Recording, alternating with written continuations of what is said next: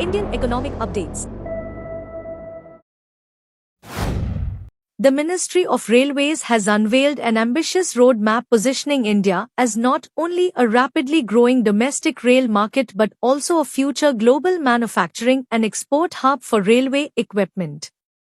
Union Railways Minister Ashwini Vaishnav, speaking at the 16th International Railway Equipment Exhibition in New Delhi, outlined plans to construct approximately 7,000 kilometers of dedicated high-speed passenger corridors by 2047, engineered for operational speeds of 320 kilometers per hour and design speeds up to 350 kilometers per hour. Vaishnav highlighted the strong momentum under the Make in India initiative, noting record domestic production in FY 2024-25, around 7,000 coaches, 42,000 wagons, and 1,681 locomotives. He urged Indian manufacturers to prepare for global competition and increase export orientation, while warning against the supply of substandard components. Only products meeting global benchmarks will thrive, underscoring the government's emphasis on quality and international compliance. Global firms have responded enthusiastically, increasingly viewing India as a strategic manufacturing base for India and for the world. Siemens Limited noted that its Indian operations are designed for high localization while meeting stringent global quality standards. Its Aurangabad facility already exports bogies to Europe. Similarly, ZF Group unveiled a new single-stage spur-gear drive, engineered for Indian high-speed trains and assembled at its Coimbatore plant under a local-for-local model. Other multinational players are deepening their India commitments. Skoda Group and Hitachi Rail have announced plans to form joint ventures with Indian partners to manufacture propulsion systems, rolling stock, and key components, targeting not just India but also export markets across Africa, Southeast Asia, and the Middle East. Industry executives stressed that sustained domestic demand, driven by record capital expenditure in safety, electrification, and passenger comfort initiatives, provides a strong base for India's export ambitions. The Ministry of Railways has already reported exports to over 16 countries, including supplies of bogies, coaches, propulsion systems, and locomotives. Industry analysts estimate that by FY 2025-26, India could command 7 to 8% of the global rail equipment market, currently valued at nearly $360 billion. However, officials and industry leaders agree that scaling up alone is not enough. Manufacturers must invest in digitalization, precision inspection systems, quality control instrumentation, and condition monitoring technologies to ensure products meet international standards. In essence, India's rail equipment ecosystem is entering a decisive growth phase, powered by major domestic infrastructure investments, expanding global partnerships, and a clear export focus. With policy consistency, localization, and technological sophistication, India is poised to transform from a major rail market into a trusted global manufacturing and export hub for next-generation railway systems. The government has issued an expression of interest inviting Indian firms, public, private, or consortiums, to co-develop, prototype, flight test, and certify the 5th-generation Advanced Medium Combat Aircraft, AMCA. This marks India's most ambitious military research and development initiative to date, with an initial 15,000 crore rupees budget earmarked for prototype development, potentially scaling to several lakh crore for full production. The Aeronautical Development Agency requires bidders to demonstrate comprehensive capabilities in design assimilation, engineering, manufacturing, integration, testing, and certification. Applicants must be Indian companies, with the bid window open until 16 August 2025. A pre-bid conference is scheduled in early this month. The project timeline mandates prototype completion in 8 years, targeting first flight by 2029, full development by 2034, and mass production by mid-2030s. The AMCA program enters a competitive model allowing public and private contenders such as Hindustan Aeronautics Limited, Tata Advanced Systems, Adani Defence, and Larsen & Toubro to participate. Defence Minister Rajnath Singh praised the move as bold and decisive, aligning with Make in India goals and aiming to rejuvenate India's squadrons, currently below the sanctioned 42, with China fielding modern J-20 stealth jets. The program also seeks to overcome past delays in the Hindustan Aeronautics Limited built Tejas Mark 1A. That project, historically delayed, from engine supply setbacks to development hurdles, has impeded deliveries. 83 jets ordered in 2021 are yet to be fully delivered, with Hindustan Aeronautics Limited citing General Electric engine delays resolved only in 2025. As India faces an urgent need to replenish Indian Air Force squadrons, currently operating just 31 instead of 42, the Advanced Medium Combat Aircraft (AMCA) initiative represents a pivotal leap toward long-term aerial supremacy.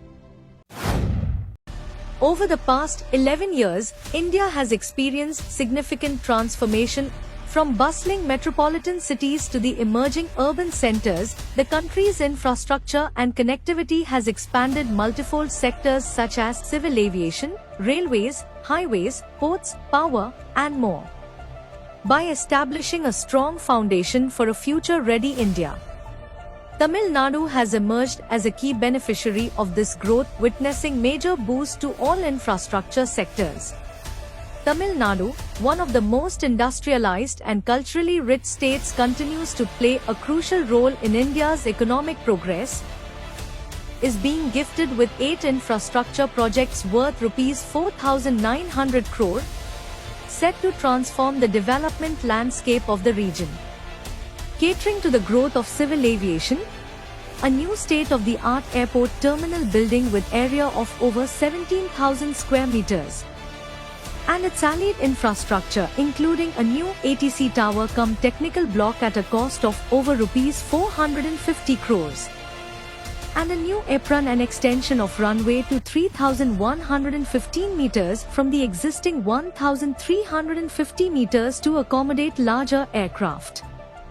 The new terminal is capable of serving 20 lakh passengers annually, which is 6 times more than the existing capacity. Also features various amenities which elevate passenger experience. The eco-friendly terminal design is a harmonious blend of tradition and contemporary architecture, reflecting the rich heritage of Tamil Nadu, while the interiors elegantly showcase the rich tapestry of local art and culture. To achieve the goal of Viksit Bharat by 2047, Government of India is rapidly upgrading the highway, railway, ports, and power distribution projects across the country. The 2 major road projects worth over Rs 2,500 crore marks a major step towards strengthening Tamil Nadu's infrastructure and connectivity. The first project involves the 4-laning of the Sethiathope to Cholpuram segment of NH36, which stretches over 50 kilometers, executed at a cost of over Rs 2,300 crore, featuring 34 kilometers of brownfield alignment and 16 kilometers of bypasses, which also includes 7 flyovers, 4 major bridges, and 13 vehicular underpasses, cutting travel time by 45 minutes between Chennai and the Delta district Thanjavur. The second project pertains to the 6-laning of the Tuticorin Port Road section of NH138, spanning 6 kilometers, has been developed at a cost of Rs 200 crore, significantly enhancing port connectivity and quicker cargo movement. Tamil Nadu is all set to ride on the fast track of growth with transformative rail projects worth over Rs 1,000 crores. The Madurai to Bodinyakanur rail line electrification, a 90-kilometer project completed at a cost of nearly 100 crore rupees, promises faster and environment-friendly journeys to passengers. The doubling of the Nagarkoil town to Kanyakumari railway line of 21 kilometers stretch built at a cost of Rs 650 crore, and that of Aralvai Moji to Nagarkoil junction and Tirunelveli Valley to Melappalayam sections built at a cost of over Rs 280 crore will fulfill the aspirational of people for faster journeys. The VO Chidambaram Airport in Tuticorin has augmented infrastructure by constructing a new North Cargo Berth 3 at a cost of Rs 285 crore. Will enhance the cargo handling capacity of the port by about 7 million metric tons per annum. This will improve overall port efficiency and optimize cargo handling logistics including dry bulk cargo. A project worth nearly Rs 550 crore for the evacuation of power from Kudankulam. Unit 3 and 4 under ISTS entails the implementation of a transmission system from the Kudankulam nuclear power project to the Tuticorin gas insulated substation. This 206 circuit kilometer transmission scheme enables the transfer of 2 gigawatt of clean and sustainable energy to Tamil Nadu, Kerala, Karnataka, and Puducherry, which will further elevate Tamil Nadu, South India, and India as a whole to greater heights of growth and development. This is the journey of a revolution that began with a single drop of milk. It started in 1946 with the vision of Sardar Vallabhbhai Patel, and with the launch of Amul, it transformed India into the world's largest milk-producing nation. From 1946 to 1970, this movement expanded to 6 districts of Gujarat, and in 1973, the Gujarat Cooperative Milk Marketing Federation was born. Its objective was to empower livestock farmers and give a new direction to the dairy industry. 50 years later, this institution has become the world's largest cooperative organization, the biggest exporter of dairy products, and the force behind India's most loved brand, Amul. This success reflects decades of struggle and dedication, connecting Amul with the nation by rising above the idea of mere value for many to value for money. It ensures that 80% of the revenue from Amul product purchases goes directly to milk producers. It represents unwavering commitment to farmers and consistent quality for customers. Today, the Federation operates 86 sales offices across the country, offers more than 50 products in over 1,200 product packs, over 15,000 distributors and 10 lakh retailer outlet, has a turnover of over 80,000 crore rupees, and delivers products to every corner of India. With the belief that quality feed leads to quality milk, Amul distributes 2.5 million metric tons of cattle feed every year on a no-profit, no-loss basis. Today, Amul has created a distinct identity not only in India but also across the world, be it dairy products or its iconic communication. This is why Amul ranked first among the world's 10 largest dairy institutions. The continuous efforts of nearly 7 decades of the cooperative movement of farmers have made Amul a global identity, a powerful inspiration, and an essential part of everyday life. As a result, the Amul dairy model is now being replicated in many parts of the world. Today, in this Amrit Kal, supported by the trust of millions of Indians, Amul is reaching new heights every day and setting new examples of prosperity through cooperation,